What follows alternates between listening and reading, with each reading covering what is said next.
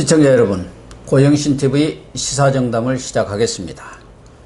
시청자 여러분, 경제에 이어서 우리의 안보까지 고립무원 사면초가의 위기에 빠졌습니다. 최악의 한일 갈등과 한미일 삼각 안보체제의 균열을 틈타 어제 중국과 러시아 전투기가 우리 영공을 휘젓고 다니는 일이 벌어졌습니다. 영토 주권이 완전 침범당하는 상황인 것입니다. 이진곤 교수님과 함께 이 문제를 짚어보도록 하겠습니다. 이 교수님, 예. 지금 어제 중국과 러시아 전투기가 우리 동해안, 그러니까 독도 영공뿐만 아니라 카디죠. 방공 식별 구역이라고 하죠. 이걸로 한 6시간 가까이 휘젓고 다녔어요. 예, 뭐 카디지는 그렇다 하더라도 그동안 뭐 중국과 러시아가 여러 차례 침범을 한 적이 있습니다만 그건 우리 영토 개념은 아니지만 독도야말로 완전 우리 영토 상공, 영공을 침범한 거 아닙니까? 예, 예. 그러니까 이게 6.25 전쟁 이후 아마 처음 있는 일 아닙니까? 그렇죠. 영토 주권이 완전히 무너진 거예요. 그러니까 러시아하고 중국하고 거기서 이제 뭐 자기들끼리 합동 훈련을 뭐 한다 네. 이랬는데 뭐 합동 훈련 좋은데 거기다가 우리를 완전히 갖고 놓은 것 아닙니까? 그렇죠. 이렇게 예. 갖고 놀면서 독도 영공에 해놓고는 우리 그 들어갔던 비행기가 없어. 우리 안 갔어. 니들이 우리 전투기 거기 방해했잖아. 오히려 적반하장으로 나오대요. 그러니까 니들이 그렇게 방해해놓고 이러냐고 오히려 그렇게 하거든요. 이건 바꾸고 말해서 뭐냐면 여기에서 우리 역량이라든지 이런 것도 한번 자기들 나름대로 체크를 해보고 또 여기서 우리가 놀 만한 이 운동장이 지금 어느 정도 된지 그것도 정비도 한번 해보고 이렇게 하기로 했는데 뭐 우리도 그 즉각적으로 비행기를 띄워가지고 전투기 띄워가지고 15대 띄워가지고 네. 무슨 뭐 사격까지도 뭐 했다는데 그러나 참 걱정이 말이죠. 우리 혼자예요. 일본은 일본대로 그 하고, 저 중로는 중로대로 하고, 우린 중간에 끼어가지고 가만 보니까 이게 무슨, 야, 우리 진짜 미국도 뭐 사실상 손을 놓고 있지 않습니까? 미국 뒤에 있고, 미국은 왜 이 상황에서 어느 편 들겠습니까? 그러니까 뒤에 있고, 이렇게 되니까 우리가, 앞으로 경제적으로도 그렇지만, 특히 이 안보 차원에서 보면 우리가 너무 고립되는 거 아니냐, 외돌토리가 되는 거 아니냐, 이런 우려를 이번에 우리 국민들이 갖게 됐을 거예요. 그러니까 앞서도 얘기 드렸습니다만은 우리가 자칫하다가는 안보 고립 무원 그러니까요. 상태로 빠질 예, 가능성이 예. 많다고 보는데 중국과 러시아가 왜 이렇게 갑자기 동해안까지 사실은 이 동해안까지 올라온 일은 없었거든요. 예. 그런데 이 동해안까지 치고 올라온 이유가 뭐라고 보세요? 뭐 언론에서는 여러 가지 분석들이 나오고는 있습니다만은 이 교수님 어떤 시각에서 보시는지요? 제가 볼 때는 이제 중국하고 러시아가 적어도 이 동해 이쪽에는 우리 한미일 안보 체제가 확고할 때는 예? 못 왔죠. 예, 못 왔지. 근데 지금 한미일 안보 체제는 이제 흐트러진 셈이고 왜 한국이 쑥 빠졌으니까 그 미일 안보 체제가 되어 있는데 그 이제 그 영향을 시험하는 것 아니겠습니까? 예. 그리고 이 땅을 당신들 놀이터가 아니야. 예. 우리도 여기서 우리 권리를 행사할 수 있어요. 아마 그런 식으로 무력 시위도 하는 것 같고요. 그런데 이제 여기에 대해서 우리가 어떻게 전략적 선택을 할 것인가. 이게 이제 앞으로 참 큰 과제인데 우리 문재인 정부 아마도 여전히 미일 안보, 옛날 같은 그 한미일 안보 체제 그 삼각구도 이 속에는 들어가지 않겠다. 아마 이런 생각은 계속 끌고 갈 것 같아요. 예. 말씀하신 대로 그런 한미일 삼각 체제 아주 동맹 체제 이런 것에서는 한 발을 지금 빼고 있는 그런 상황 아닙니까? 예, 예. 어쨌든 이번에 보면은 중국과 러시아 전투기가 우리나라를 완전히 무시한 거예요. 무시했죠. 예. 뭐 경고 방송도 한 30여 차례 했고 경고 사격까지도 했는데도 뭐 휘젓고 다닌 거 아닙니까? 그러니까 일각에서 이야기한 대로 이 한미일 동맹 또 안보 체제 이 삼각구도가 말하자면 구멍이 좀 난 틈을 이용해서 예. 급소를 한번 찔러본 거 아니겠습니까? 특히 일본과 갈등이 심하니까 이때 한번 콕 찔러서 어디가 급소인지 약점인지 좀 알아보자 이런 거 아닌가 하는 생각도 들어요. 특히 중국이 예. 이제 그동안에 문재인 정부를 자기들 나름대로 많이 이제 다루었다고 생각하고 이제 너 확실히 선택해. 맞아요.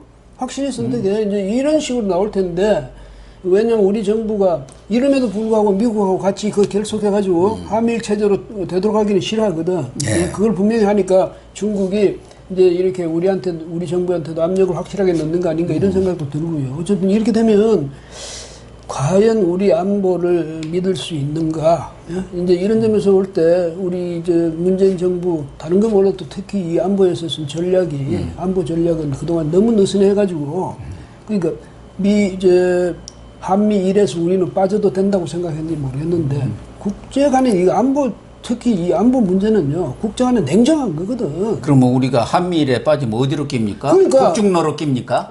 그래서 뭐 모르지 또 중국에 가서 10개 중에 2개만 또 얻어먹고 올지도 모르지. 근데 절대 그건 안 됩니다. 왜냐하면 우리가 수천 년 중국을 경험했잖아요. 중국은 어떤 야심까지 있냐면 집에 야심이 있거든요. 예. 늘 뭐냐면 속국으로 삼았잖아요. 그 다음에 또 뭐냐면 영토적인 야심까지 있다고. 그러니까 티베트나 위구르, 신장 위구르 그건 아예 먹어버렸잖아요. 이런 식으로 중국은 왜냐면 바로 옆에 있는 거대 강국은 이건 항상 그런 위험이 있거든요. 그 다음에 그 동물의 왕국 같은 거 보면 이 코끼리나 이 새끼 코끼리들 있잖아요. 예. 또 뭐 물소 같은 것도 마찬가지. 새끼들은 누가 보여주면 그 애미가 보호를 해주잖아요. 덩치 큰. 예. 근데 만약에 그 무리에서 떨어져 버리면 그냥 가는 거예요. 그럼 무리에서 떨어져 잡혀 버리면. 먹여. 그러니까 수밖에 없죠. 우리가 지금 한미일에서 만약 우리가 떨어지는 순간에 우리는 밥이야. 누구 밥? 모든 국가의 그 인근 모든 그러니까 미국한테도 밥이 될 수 있고 일본한테도 밥이 될 수 있고 중국, 러시아한테 다 밥이 될 수 있지. 그뿐 아니라 북한한테도 밥이 될 수 있다는 얘기예요. 지금 북한에서 밥이 되어 가고 있지 않습니까? 예. 오늘 보니까 북한에서 우리가 쌀을 5만 톤인가 도와준다고 했잖아요. 북한의 식량난이 너무 급하니까. 근데 필요 없어. 이렇게 해가지고 쌀을 보내지를 못하고 있다는 거 아닙니까? 미국하고 뭐 연합훈련하면서 동맹 이렇게 이름 붙였다며 우리 그거 기분 나빠. 니들 쌀 안 받아 이렇게 되는데 이런 식으로 얼마나 우리가 만만하게 보이고 있습니까? 그래서 이런 점에서 보면 정말 우리가 한미일 이 안보 체제에서 만약에 벗어나는 순간에 이 국제적인 사냥감이 되는 거예요. 굉장히 무서운 거죠. 왜 일본 요번에 자디즈 쪽으로 이게 중러가 이제 비행기가 들어가니까 자기들 떴잖아요. 예. 10대인가 떴는데 그러면서 관방장관 스가 요시대인가 뭐라고 그랬습니까? 우리가 독토 지키는데 우리 영토에 니들이 왜 와서 총질하냐고 이랬거든요. 그야말로 망발 아닙니까? 아무리 지금 한일 갈등이 있다 하더라도 독도를 자기 영토라고 하면서 우리 비행기가 뜨니까 아니 남부 영토 왜 한국 비행기가 뜨냐고 이거야말로 있을 수 없는 망발이고 그러니까 우리 처지가 정말 지금 억지 주장 아닙니까? 이런 주장까지 지금 나오고 있는 그런 상황 아닙니까? 그러니까 우리 처지가 그 정도로 고단해질 수 있거든요. 그렇죠. 그거를 우리가 알아야지. 뭐냐면 안보에 있어서는 중간에 없습니다. 우리가 중간에서 우리가 중립 지킨다고 해서 그건 주변에서 우리를 중립을 인정해 줄 때 중립이 되는 거지. 예? 그러니까 스위스가 영세 중립이다. 그 스위스의 자력으로 영세 중립이 아니에요. 주변 국가들이 인정을 해주니까 영세 중립국이 되거든. 한국도 이 적당히 줄타기를 하면서 이쪽 저쪽 중간에서 우리는 중립적인 입장에 서겠다. 그거를 미국이나 중국이 인정을 해줘야 중립이 그렇죠. 되는 거죠. 그게 안 된다고. 이 정도로 안보 문제라는 것은 냉엄한 이 사람들 적어도 뭐 안보 문제, 군사 문제에 관한 한 미국이나 중국이나 다 마찬가지예요. 야, 아주 냉혈한들이야. 양보 없습니다. 그럼요. 양보 없죠. 그럼요. 우리가 그러니까 시진핑도 그동안 뭐 중국이 동북공정이라 해갖고 우리 역사를 자기 역사로 편입시킨 거 아닙니까? 그런 일을 계속 해갖고 시진핑이 트럼프한테 가서는 한국은 옛날에 우리 뭐 변방국이었다 이렇게까지 얘기를 했잖아요. 근데 지금에도 마찬가지 아닙니까? 우리한테 계속 압박을 넣는 거 아니에요. 사드 그거 하나 가지고 엄청난 압박을 가한 것은 물론이지만 화웨이 또 1대1로냐 인도 태평양이냐 양자 타결을 하라. 지금 우리한테 계속 압박을 가하고 있는데도 불구하고 우리는 문 대통령이 시진핑 만나고 우리는 작은 나라입니다 하고 머리를 숙이니까 우리를 무시하는 그런 전략을 펴고 있는 것 같아요. 당당하게 해야 하거든요. 중국한테 우리가 지나치게 지금 공손하거든. 예? 근데 중국은 엄청스러운 큰 나라잖아요. 인구 엄청스러운 많지 않아요. 그 다음에 중요한 문제는 국가 구조가 엄청나게 복잡하다고. 그러면 그게 그 사람들한테 치명적인 약점이거든. 시진핑한테도. 그러면 우리가 지금 거기서 말씀처럼 당당하게 나가도 제 친구도 우리한테 마음대로 못해요. 어떻게 하겠습니까? 그러니까 왜 자꾸 수그려 들고 말이죠. 그쪽에 가서 대국 모시듯이 옛날 말로 하면 사대를 왜 합니까? 그러니까 지금 이런 식으로 만만하게 보이고 당하는 거죠. 예. 저는 뭐 일본을 편들 생각은 추호도 없지만 왜 중국한테는 김정은한테는 그렇게 머리를 숙이면서 사실은 일본과 관계는 우리가 뭐 안보뿐만 아니라 경제 분야에서도 뗄래야 뗄 수 없는 관계 아닙니까? 그렇죠. 예. 거기에 대해서는 그렇게 야박하게 구는지 저는 이해가 안 가요. 세계적으로 중국에 대해서 우리만큼 공경의 마음을 갖고 있는 나라가 없을 거고 일본만큼 우리가 우습게 하는 나라가 없어요. 그렇잖아요. 세계에서 일본을 우습게 하는 나라는 단 한 나라 한국뿐이 없다는 거 아닙니까? 물론 우리가 그런 뭐 역사적인 그런 건, 역사적으로 원하는 사무책이 있지. 원하는 사무책이 있고 그게 우리 사실 DNA에 들어있다 할 정도 아니에요. 다 마찬가지죠. 그러니까, 우리. 그러면 누구나 다 갖고 있지만 지금 살아있는 사람 살아가야 되는 거 아니야. 네. 앞으로 우리 차세대 그 후손들도 여기서 살아가야 되잖아요. 그 사람들 생각해야지. 과거 그 역사, 과거에 돌아가신 우리 조상들 그 원한만 자꾸 마음에 쌓으면 뭐합니까? 왜냐면 우리 후손들이 여기서 살아갈 수 있는 바탕을 만들어줘야지. 그 점에서 보면 우리 정부가 말이죠. 그냥 민족 감정이나 이용해가지고 그거 부추겨가지고 일본하고 지금 맞짱 뜨자 이러고 있잖아요. 네. 맞짱 뜨면 누가 이익인데? 예? 그래서 지금 한일 갈등이 과거사 이른바 갈등에서 경제, 무역 보복으로 또 안보, 영토 이런 논쟁이랄까 경쟁까지 지금 벌어지고 있는 상황 아닙니까? 그렇죠. 예. 이게 참 어려운 상황인데 어제 국회 외교 통상위에서 여당 의원들이 한일 군사 정보 보호 협정 지소미아라고 우리가 예, 하죠. 지소미아. 예, 영어 이제 머리 글자를 따서 이걸 폐기한다고 주장하고 나섰다는 거 아닙니까? 이분들이 나는 정신이 있는 것인지 아무리 어떤 정치적 이해관계가 있는 문제라 하더라도 이 안보 문제까지로 이렇게 정치에 활용한다는 것은 있을 수 없는 일 아닌가 하는 생각이 들어요. 지소미아를 처음에 체결하려 때 1911년부터인가 시작했는데 예. 미국이 굉장히 권장을 했고 일본이 적극적으로 우리 보고 하자고 이랬을 때 우리가 우리 국내 사정이 있으니까 일본하고 우리가 특히 다른 것도 아니고 군사협정 이런 거는 국민들이 너무 반감이 심하니까 그래서 미뤄왔던 거 아닙니까? 그러다가 겨우 했는데 그러니까 우리 지금 문 정부는 뭐라고 생각하냐면 이거 우리가 계속 일본이 우리한테 매달렸던 거니까 우리가 그만두겠다면 저 친구들이 일본이 매달린 게 아니고 미국이 그러니까, 자기들의 북핵 대응 방안으로 한미일이 이렇게 정보 교류를 원활히 해가지고 할 경우 훨씬 시너지 효과가 나지 않겠나 해서 지금 한국을 좀 부추긴 거죠. 그 매자라 일본하고. 그러니까 이제 일본이 자꾸 제의를 하고 이런 이제 그런 구도가 되니까 지금 일본이 오히려 우리한테 사정하는 식으로 이렇게 지금 착각하니까 이런 문제 생기는 거예요. 우리가 그거 안 하면 쟤들 겁낼 거야 이런 생각하는데 뭐냐면 쟤들은 미국이나 일본은 아주 고도의 최첨단 정찰 수단 가지고 하는 거고 우리는 그러니까 장기가 뭐냐면 이제 우리가 여기 북한과 이제 맞서 있으니까 거기서 오는 거 그다음에 중국 북중 국경지대에서 휴민트 같은 거 있잖아요. 예, 그런 건 정도죠. 이런 정도는 우리가 이제 우세하지. 최첨단 정보 장비를 미국과 일본이 다 갖고 있죠. 일본만 해도 조기 경보기가 몇 개가 있으면 그런 정보를 우리는 얻을 수가 없잖아요. 그런 무기가 없잖아요. 그러면은 지금 결국은 지소미아라는 게 북핵에 대해서 대응하기 위한 그런 협정 아닙니까? 근데 그것이 뭐 우리하고 일본만 맺은 게 아니고 우리가 30여 개국과 맺고 있고 세계 또 일본도 한 80여 개국과 맺고 있어요. 그렇죠. 근데 지금 북핵에 대응하자는 그 협정인데 아니 미국이 더 우리보다 위협이 됩니까? 일본이 더 위협이 됩니까? 우리가 가장 북핵이 위협이 되는 나라예요. 필요한 것은 우리가 더 필요한 거예요. 그러니까 여당은 뭐냐면 그러니까 여당이 정부를 만들어냈지만은 여당은 뭐냐면 국회를 주도하면서 또 정부하고 사이에서 견제와 균형 관계를 유지해야 될 책임이 있는 데거든. 근데 이 정부가 너무 나가면 여당이 적절히 그것을 제동을 걸어줘야 된단 말이죠. 너무 그렇게까지 가지 마라. 이래. 여당이 지금 한술 더 떠요. 뭐라 하냐면 무슨 신친일이라고 하질 않나.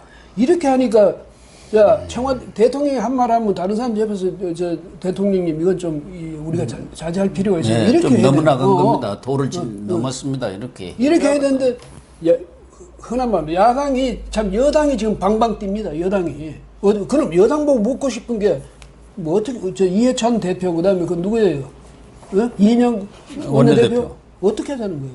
그러니까 지금 무조건 국민들의 반일 감정을 부추긴다는 그런 측면인데 그게 물론 뭐 문재인 대통령한테 지금 한참 한일 관계가 어떻게 보면은 협상을 앞두고 기싸움을 한달까 그런 차원에서 뭐 힘을 실어주는 건 좋지만 그것이 선을 넘으면 곤란하거든요. 근데 지금 정부가 진실로 협상을 할 생각이 있느냐? 그 점에서 보면 지금 또 사회 일각에서 뭐라 하냐면 우리 정부가 오죽하면 그러겠냐? 일본이 그런데 우리 정부가 가만히 있어야 되겠냐? 이런 식인데 아니 가만히 있고 안 있고 간에 국가 간의 문제는 외교로 안 풀면 전쟁으로 푸는 밖에 없잖아요. 그러면 그 다음에 계산을 엄밀히 대보고 이게 이렇게 끝까지 나가면 우리가 얼마나 더 손해일 것인가 아닌가 이 국가적인 이해를 판단해서 거기에 따라서 적절히 우리가 숙일 때는 숙이고 우리가 큰 소리 칠 때는 치고 이렇게 나가야 되는데 무조건 일본이니까 일본 가만 안 둬. 예. 그럼 어떡하자는 거예요? 참 답답해요. 그래서 어제 같은데도 사실은 한국 전쟁 이후 처음 중러가 전투기들이 동해안까지 이렇게 침범하고 영공까지 침범한 상황이면은 최소한도 문재인 대통령이 어제 오찬 때 민주당 원내대표들하고 같이 식사를 했지 않습니까? 그러면 그런 부분에 대해서는 대통령이 한마디 해야 하는 거 아니에요? 적어도 그 사건이 아침에 일어났으니까. 근데 그런 얘기는 하나도 안 하고 추경 타령하고, NSC 했습니까? NSC도 안 했어요. 아무것도 안 하고, 그러니까 일각에서는 이게 정부가 너무 안이하게 대응하는 거 아니냐, 이런 거죠. 영공이 뚫렸는데도 예. NSC도 안 열고 대통령도 아무 말을 한마디 안 하고, 이게 있을 수 있느냐는 거죠. 약점 잡힌 거 아닌가? 뭘 중로에 침을 한번 되게 맞았든지. 글쎄, 뭐, 약점 잡힐 일도 없는 것 같은데, 누가 보더라도 이러한 중대한 안보 위협에 대해서는 정부가 단호하게 대처를 해야죠. 뭐, 일본과의 갈등은 갈등이고, 그것과는 별개로, 일본에 대해서도 뜨뜻미지근하게 항의하는 정도였더라고. 아니, 일본이 자기 나라 영토인데 왜 한국이 나섰냐고 이런 말을 하면 그거 가만히 두면 됩니까? 그러니까 우리가 뭐냐면 중국하고 러시아 대사는요. 걔 불러서 무슨 이야기했나? 뭐 이 얘기를 했는데 그쪽에서는 영공 침범 아니고 오히려 뭐 우리는 정상적인 훈련했다고 그렇게 하고 갔잖아요. 우리 비행기 사이를 한국군이 끼어들어가지고 오히려 말이지 비행을 방해했다고 말이지 심각하게 이런 식으로 적반하장을 하지 않습니까? 근데 우리는 지금 이러다가 조그만 나라가 너무 마음 좋은 아저씨가 되는 거 아닌가? 예? 필요 이상의 이 과공은 비례라고 그러잖아요. 네. 근데 중국이나 러시아나 이런 데 대해서 너무 과공하고 또 일본에 대해서 너무도 만만하게 멱살 잡고 미국은 우리가 아무리 투정해도 미국이 설마 우리를 어떻게 하겠나 이래서 미국한테는 또 우리가 별로 조심도 안 하고 이렇게 하거든요. 그래서 이게 큰 문제라고 뭐냐면 정말로 우리를 이제까지 우리와 같이 오면서 이 나라를 이렇게 지켜준 미국에 대해서 오히려 계속 감사를 하면서 중국 같은 데 대해서는 우리가 적당히 우리 자존심도 세워야 될 텐데 완전히 거꾸로예요 지금. 어쨌든 동해안이 무주공산이 된 그런 느낌인데 어제 또 중요한 것 하나는 북한이 그동안 SLBM 그러니까 잠수함 발사 탄도 미사일이죠. 그냥 잠수함에서 바로 쏘는 거죠. 바로 쏘는 그런 SLBM을 3발 정도를 장착할 수 있는 3,000톤급 이런 잠수함을 개발했다. 그래갖고 김정은이가 가서 그걸 시찰하고 말이야 격려하는 그런 것까지 났지 않습니까? 그러니까 지금까지는 한 2,000톤급이었고 뭐 잠수함의 SLBM도 뭐 한 발 정도 겨우 실어가지고 뭐 문을 어떻게 개방해갖고 겨우 쏘는 정도였는데 이제는 고도화된 거 아닙니까? 그런데 우리는 지난 9.19 합의 또 싱가포르 북미 정상회담 이후 한국과 미국 간에 지금 합동군사훈련도 다 폐지하고 다음 달 뭐 19-2 동맹연습이라 해갖고 아주 축소된 그것도 뭐 실전 같은 군사력을 동원한 게 아니고 말하자면은 그 지휘소 CPX라고 그러죠. 지휘소 훈련하는 것까지도 지금 북한 눈치를 보고 있으니 정말 이거 큰일 난 거 그 아닙니까? 동맹이란 말도 뺐잖아요. 예. 예? 왜냐면 저 김정은이 보기에 아주 불쾌하다 이래서 뺀 거 아니에요. 그런데 뭐냐면 우리는 손발을 묶어놓고 북한은 제할 짓 다 했거든. 1994년 저 제네바 합의 이후에 그 북한은 뒤로 앉아서는 계속 핵무기 개발하고 저 미사일 개발 활동하네. 우리는 뭐 북한이 그 협약을 지켜줄 것이라고 기대했다. 그거 안 되니까 육자회담에서 또 육자회담 할 때마다 계속 지들은 뒤에서 거짓하고 앞으로는 뭐 걸핏하면 무슨 합의 이러고 뒤에서는 거짓했잖아요. 지금까지도 그래 왔잖아요. 그거를 우리가 몰라서 그런 게 아니라 우리 국민들한테 계속 북한 이렇게 약속 지킬 거야 뭐 할 거야 해놓고는 우리는 손발 놓고 그러니까. 저 삼척 거기 어떻게 됐어요? 목선이 뭐 몇 척이나 10척인가 뭐 떠내려왔다며 올해 들어서도. 그런데도 우리는 거기에 대해서 지금 속수무책인 채로 있는 게 바로 그 군사 합의 때문에 우리가 그냥 적극적으로 나서면 또 김정은 보기에 또 아주 짜증스러울까 봐서. 근데 지들은 할 짓 다 하잖아요.